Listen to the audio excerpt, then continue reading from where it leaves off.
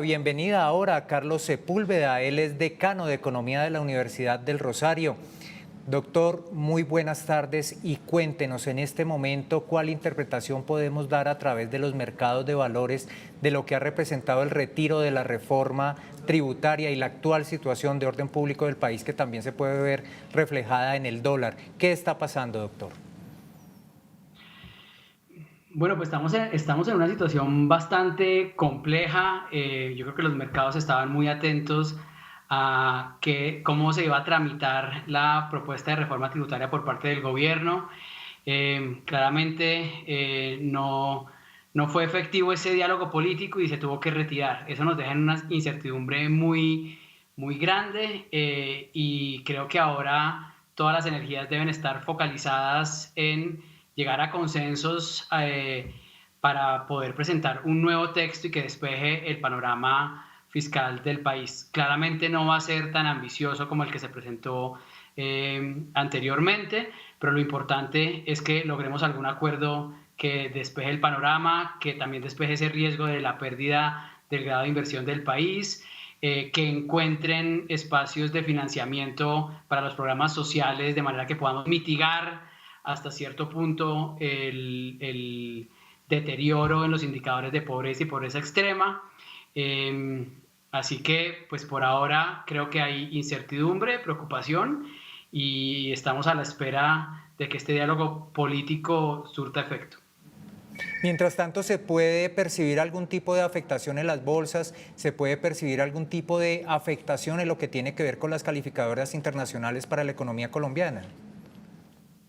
Pues las calificadoras todavía, y creo que ellas han sido muy claras desde el principio cuando se presentó la propuesta, y es que están atentas del resultado de ese diálogo político. Creo que el diálogo no se ha terminado,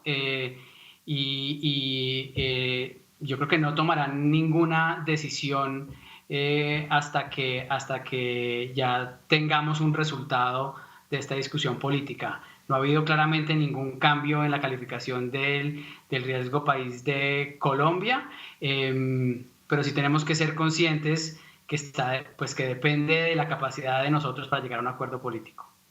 Estamos siendo optimistas con que se logre ese acuerdo, con que se pueda hacer una nueva redacción de una reforma tributaria que sea óptima para el país. De no llegarse a conciliar un acuerdo con los diferentes sectores, también nos podría afectar nuestra participación y las condiciones de la OCDE. Eso también puede influir en la política y en la economía colombiana.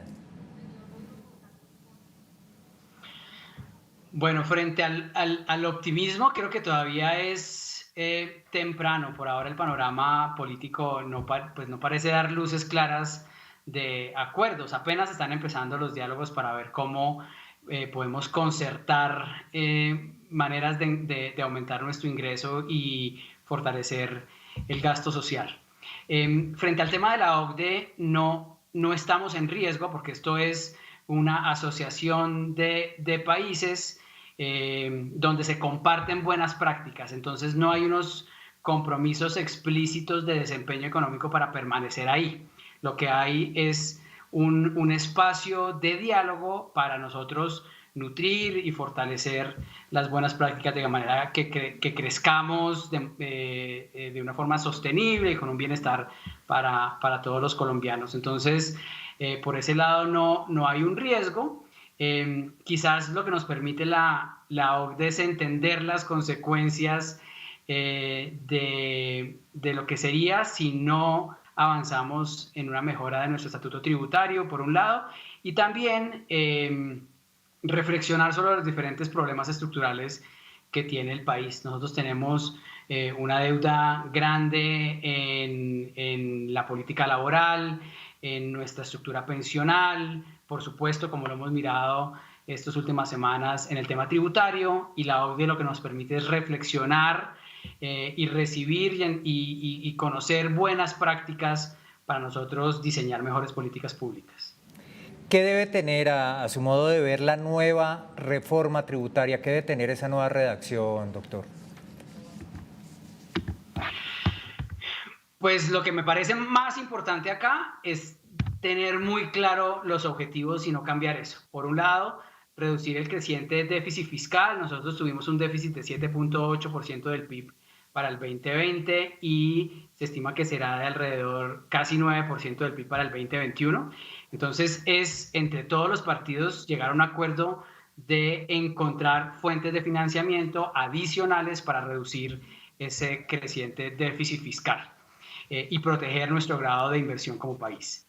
Y en segundo lugar, también acordar ese objetivo de fortalecer los programas sociales dado el retroceso que enfrentamos en materia de pobreza. Hoy en día tenemos 21 millones de colombianos que son pobres y 7.6 millones de colombianos que son pobres extremos, es decir, que no tienen lo mínimo suficiente para tener alimentos que les permitan un mínimo nutricional. Y a partir de esos objetivos sí tenemos que encontrar ya los acuerdos que claramente serán imperfectos relativo a esta gran reforma que se estaba planteando hasta la semana pasada. Doctor, en lo que tiene que ver con esas cifras que usted menciona, el tema de pobreza, el tema de desempleo, ¿qué tanto afecta para los planes de inversión a futuro, de asistencia social que tiene previstos el gobierno, haya o no haya reforma tributaria, sino ya en el plan que tiene establecido para los próximos meses? ¿Qué tiene que hacer el gobierno para que estos planes sean óptimos y lleguen a quienes tienen que llegar? Por ejemplo, para mantener el programa de ingreso solidario, el gobierno proponía unos recursos de 4.6 billones de pesos para el 2022. Pues para lograr eso se necesitan recursos adicionales que tenemos que encontrarlos, ya sea con mayores impuestos, con no volver efectivos beneficios o subsidios, exenciones que estaban programadas para los próximos años, o necesariamente recorte de gasto por otro lado. Para poder nutrir y fortalecer esos programas necesariamente se requiere ingresos que hoy no tenemos. Doctor Carlos Sepúlveda, muchísimas gracias por acompañarnos acá en Noticias Capital. Agradecemos su tiempo y también la visión que nos entrega sobre la actual situación económica del país. Muy amable. Gracias, Juan Carlos. Un placer estar acá con ustedes hoy. Gracias.